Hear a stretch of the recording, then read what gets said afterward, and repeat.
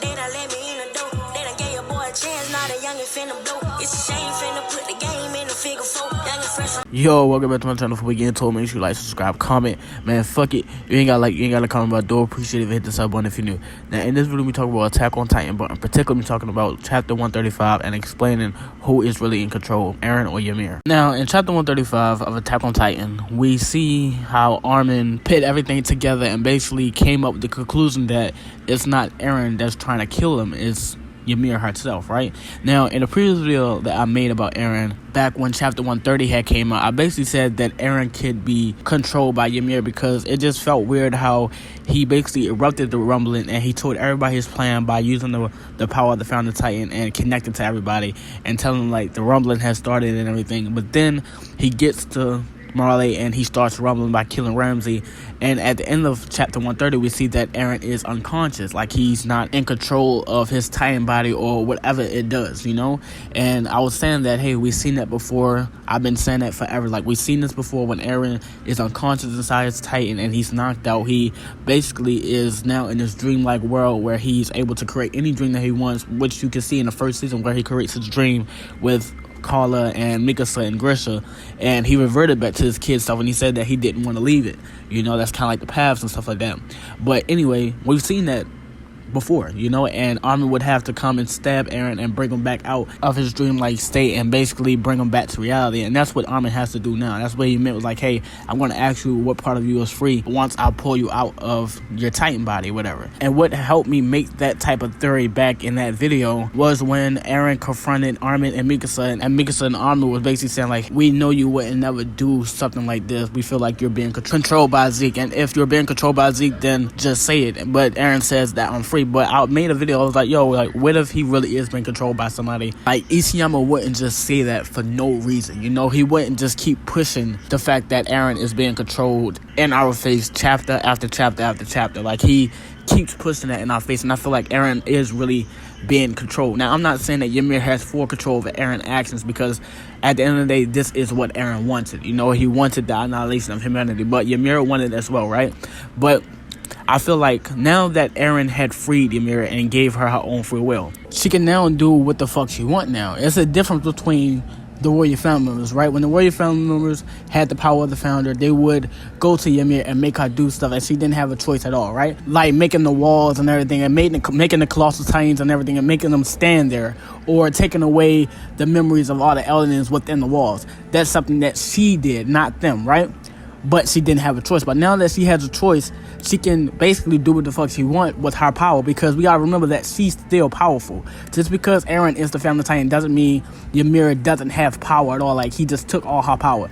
She still is the founder, and now that she has free will, she has a say-so in all of this, right? So she can kill Armin like how she's doing, because Armin realized, like, no, it's not Eren killing me, it's her. She can kill Armin if she wants to, and that's probably something that not even probably, that's most likely something that Eren don't even want to happen, you know.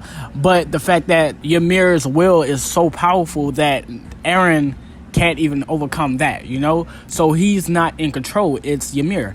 Ymir is in control of the Founding Titan, you know. At this point in chapter 135, she's basically using Eren like how she was used back when she had the power of the Titans. Like, low-key, she probably still does, but when she was a slave for the king used her to basically destroy the Malayan Empire and basically you know what I'm saying, suppress other countries or whatever. That's exactly what she's doing to Eren if she's in control of Eren. She's using his Founding Titan abilities to destroy humanity. Like I said, I'm not saying that she has full control over Eren, because I feel like some way down the line Eren is going to come out of this and have to like turn on Ymir and stop her for what she's trying to do to his friends or whatever. But at this moment he needs help, because his Ymir's will is just too strong for Eren to overcome, and that's because he gave her her freedom. And if you look at the certain situations that he was in, he had no choice but to give her her freedom, because she would have probably picked Zeke over him just because he was a royal family member, because it was her duty to basically fulfill their wishes without no choice. So he gave her a choice to basically give him the power, but then her will became too strong for Eren to control, and now she's doing shit that she wants to do without permission or without Eren's consent.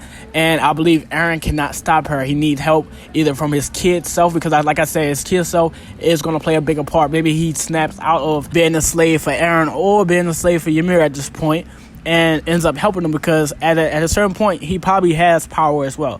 You know, when he got to the paths and everything, he called it freedom, and he made a dream where you could see him flying above the clouds, and then he brings Armin to the paths to basically show him freedom, and he looks behind him, and then Armin looks confused like, hey, I can't see what you see. You know what I'm saying? I can't see this freedom that you, this is not freedom for me, you know? So he might have some type of power. But another thing, the reason why I think Eren is not in control of the Founding Titan abilities, because if you go back to season 1, with the first line or the last couple of lines that Grisha has said to Eren before he turned him into a mindless Titan to eat him, he said that you need to find a way to control this power.